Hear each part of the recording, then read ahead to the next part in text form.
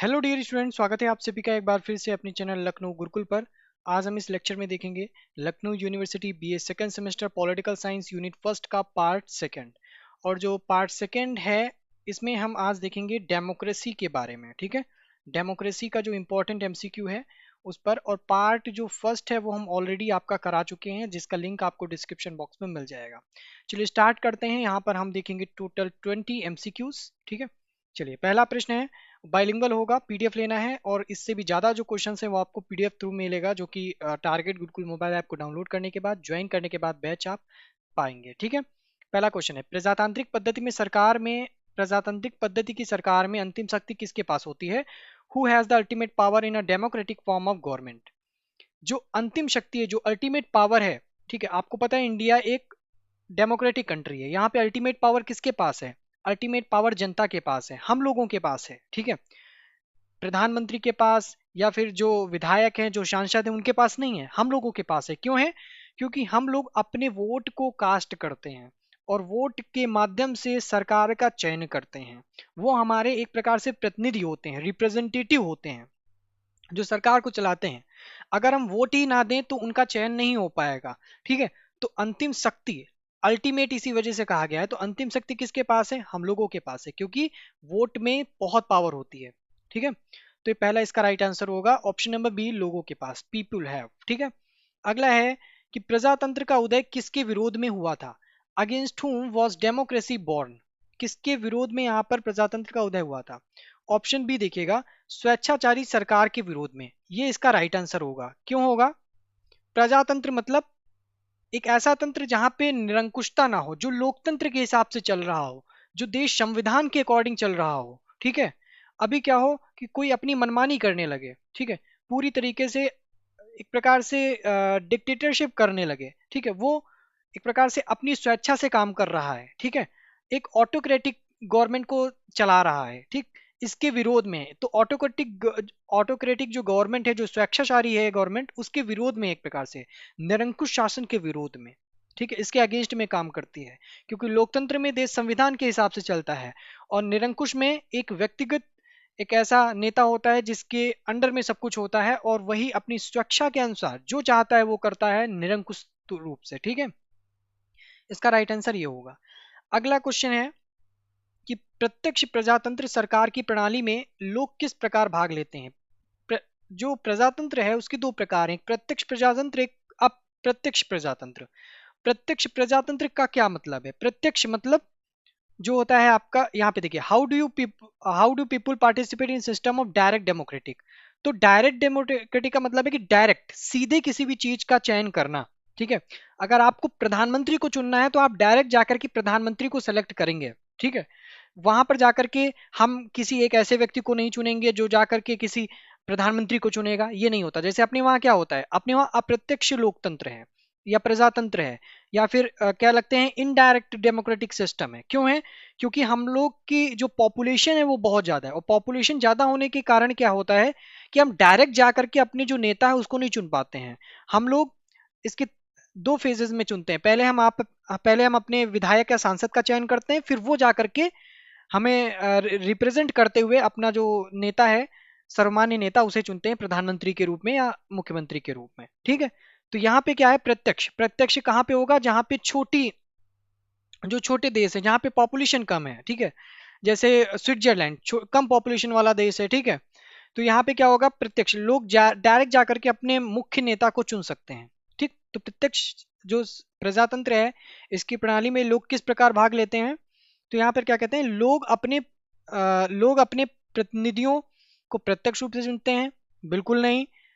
लोग अपने देश के प्रशासन में सीधा हिस्सा लेते हैं, ये इसका राइट आंसर होगा। ठीक है, क्योंकि सीधे डायरेक्ट जाकर के हम यहाँ पर ले रहे हैं ना, तो option number B, people take a direct part in the administration of their country, ये इसका राइट आंसर है। अब बढ़ते हैं आगे।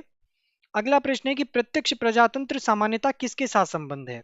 ठीक है, direct democracy is generally associated with, ठीक है, किसके साथ है? तो देखो, ये यूनान के साथ है। यूनान के साथ क्यों है?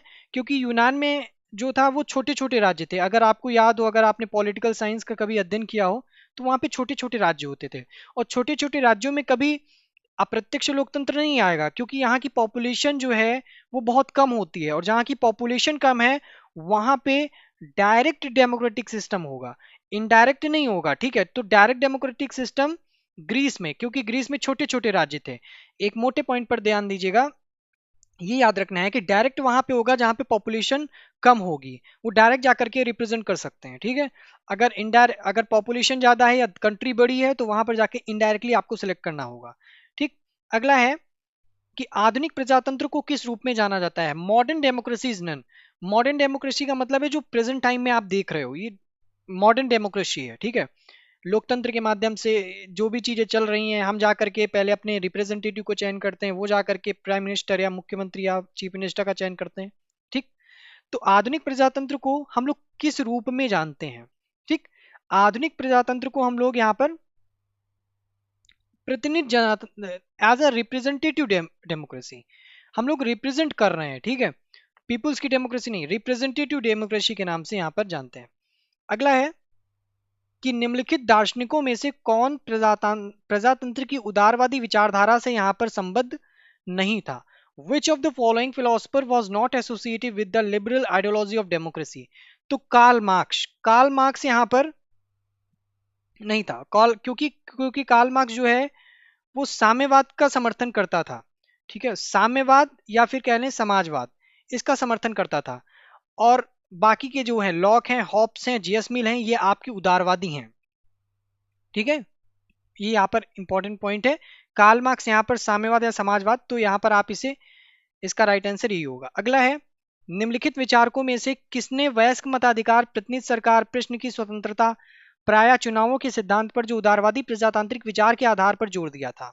Who among the following thinkers laid the emphasis on the principles of adult surface, representative government, freedom of the press, and the often elections which from basis of liberal democratic ideology? इसका right answer है GS मिल। GS मिल ने जो भी किया था, चाहे वयस्क मताधिकार हो, प्रतिनिधि सरकार हो, प्रेस की स्वतंत्रता हो, इन सारी चीजों पे उदारवादी प्रजातांत्रिक के आधार पर यहाँ पर जोर दिया था। अगला प्रश्न है कि प्रजातंत्र की उदारवादी विचारधारा के लिए ग्रीन का मुख्य योगदान क्या था? What was Green's main contribution to the liberal ideology of democracy? ठीक है, तो यहाँ पर क्या होगा राइट आंसर?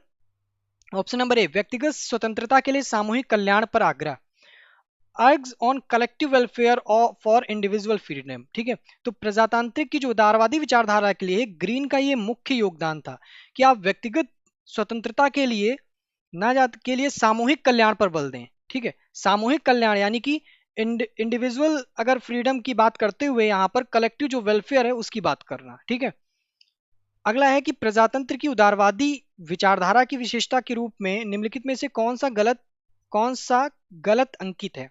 ऐसा कौन सा है जो गलत है? ठीक है, यहाँ पर ऑप्शन से आपकी या इस बात पर बल देता है कि शक्ति जनता में केंद्रित होती है, इसका मत है कि सामान्य हित में क्रियान्वयन केवल प्रजातांत्रिक सरकार के माध्यम होता है, यह लोगों को राज्य का विरोध करने का अधिकार देता है।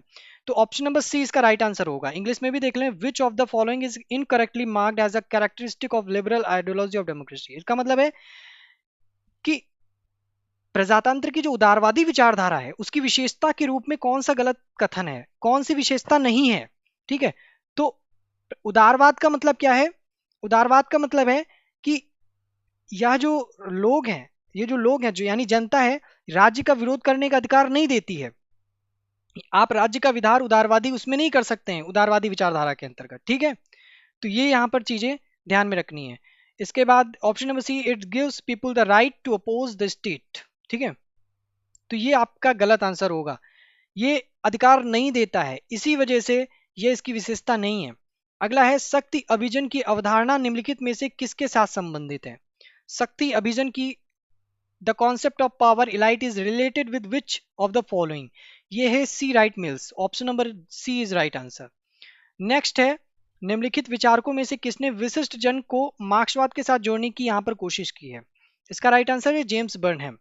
Which of the following thinkers tried to link the distinguished theory of Marxism? James Burnham. क्यों? विशिष्ट का मतलब क्या होता है? स्पेसिफिक। स्पेसिफिक मतलब कोई एक विशेष चीज, यानी कि आप अगर आपको क्रिकेट खेलना पसंद है तो आप क्रिकेट में ही माहिर हो, अगर मुझे पढ़ना पसंद है तो मैं पढ़ने में माहिर हूं, ठीक है। दो चीजें एक साथ कभी नहीं हो सकती। तो विशिष्ट मतलब एक स्पेसिफिक थिंग के बारे में बात करता है, ठीक। अगर एकलवादी है तो एकलवादी, बहुलवादी है तो बहुलवादी, ठीक। दोनों का मिक्सअप नहीं होगा कभी। तो ऐसी जो थिंकिंग है वो जेम्स बर्नम द्वारा दी गई। अगला है विशिष्ट जन सिद्धांत के प्रतिपादक निम्नलिखित में से किस विचार पर विश्वास करते हैं? Which of the following are exponents of the specific mass theory of they believe, that they believe. तो यहां पर ये क्लियर हो जाएगा कि वे राजनीतिक समानता पर विश्वास करते हैं, वे शासक की शासित समानता पर विश्वास करते हैं, वे शासक की शासित समानता पर विश्वास नहीं करते हैं, या वे उपयुक्त तीनों सिद्धांतों पर विश्वास करते हैं। ऑप्शन नंबर सी, क्योंकि विसर्जन वे शासक और शासित समानता पर विश्वास नहीं करते हैं, ठीक है। उनको पता है विशिष्ट मतलब शासक अलग है, शासित अलग है। विशिष्ट मतलब शासित जो है वो अपने क्षेत्र में है, शासक जो है वो अपने क्षेत्र में है, ठीक। यानी कि एक प्रकार से एग्जांपल ले लो कि जो बैटर है वो कभी बॉलर नहीं हो सकता, और जो बॉलर है वो कभी बैटर नहीं हो सकता, ठीक है। बल्लेबाज कभी बल्लेबाज गेंदबाज नहीं हो सकता, गेंदबाज कभी बल्लेबाज नहीं होता, ऐसी थिंकिंग, ठीक। तो हर आदमी एक अपने क्षेत्र में होता है, हालांकि कुछ ऑलराउंडर होते हैं, लेकिन हम यहाँ पर एग्जाम्पल ले रहा हूँ सिर्फ, ठीक है। तो ऐसी चीजें they do not believe in equality of rural and ruled. तो दोनों एक दूसरे से अलग हैं, विशिष्ट हैं, अपने अपने क्षेत्र में हैं, ठीक। नेक्स्ट है प्रजातंत्र का बहुलवादी सिद्धांत निम्न में से किसके साथ संबंध है? Pluralist theory of democracy associated with which of the following. इसका राइट आंसर है आपका यहाँ पर ऑप्शन नंबर बी, सॉर्टोरी के साथ, ठीक है। सॉर्टोरी इज राइट आंसर। अगला है प्रजातंत्र का बहुलवादी सिद्धांत निम्नलिखित में से किस पर लागू होता है? Pluralist theory of democracy applies which of the following. या जो है वह चुनाव के पक्ष में है क्योंकि वे जनता के मत की राय को समझने में मदद करते हैं। This is in favour of elections as they help to understand the opinion of public opinion, ठीक।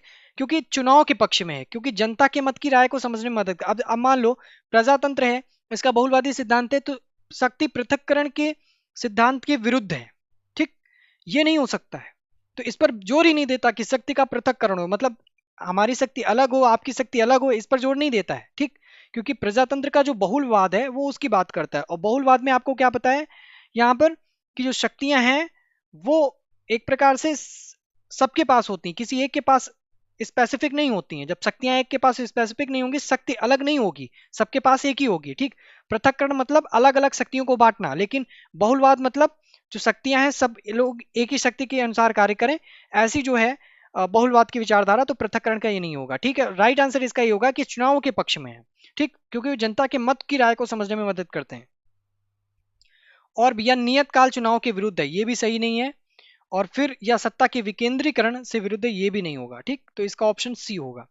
नेक्स्ट है प्रत्यक्ष प्रजातंत्र के अनेक साधन है, उसमें से सर्वाधिक दो लोकप्रिय साधन कौन से हैं? वो है जनमत संग्रह, ठीक है। referendums and undertakings. There are many instruments of direct democracy, out of which two are the most popular. तो option number is right answer, ये तो बहुत ही ईजी है, ठीक है। अगला है कि जनता का ध्यान रखना है, पूछ रहा है कि अप्रत्यक्ष प्रजातंत्र या प्रत्यक्ष, डायरेक्ट या इनडायरेक्ट, ये चीज आपको यहाँ पर ध्यान रखनी है। नेक्स्ट है जनता का जनता के द्वारा जनता के लिए शासन लोकतंत्र। आप बहुत बार पढ़ के आए, ये जो स्टेटमेंट है काफी आप क्लास 6 से पढ़ के आ रहे हैं। The democracy is the rule of the people by the people for the people. Who give this definition? तो सभी लोग जानते हैं, बच्चा जानता है, अब्राहम लिंकन। नेक्स्ट है कि प्रजातंत्र जो डेमोक्रेसी है किस भाषा से शब्द बना है? Democracy is derived from which language? इसका राइट आंसर है ग्रीक। नेक्स्ट क्वेश्चन है कि डेमोक्रेटिक थ्योरी किसकी कृति है? Democratic theory is a work of हुम? किसकी थ्योरी है?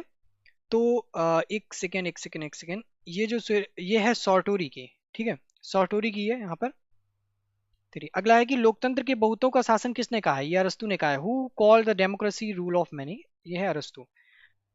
और इसके बाद क्वेश्चन नंबर 20 एंड किसी यहाँ से रिपीट हुआ है। खैर अभी हम यहाँ यहीं तक रखते हैं, 19 क्वेश्चन आज हमने यहाँ पर देखे, ठीक है। तो इसे नोट डाउन कर लीजिएगा, इंपॉर्टेंट है आप सभी के लिए। मिलते हैं नेक्स्ट वीडियो में। और जो अगले जो आपकी यूनिट है उस पर, सॉरी अगले जो टॉपिक है उस पर बेस्ड होगी फर्स्ट यूनिट का, ठीक है। तो फिलहाल के आज इतना ही, मिलते हैं नेक्स्ट वीडियो में। Thank you so much. Target Gurukul mobile app को डाउनलोड कर लीजिएगा अगर आपको ये PDF लेना है, ठीक है। तो बहुत बहुत धन्यवाद आप सभी का।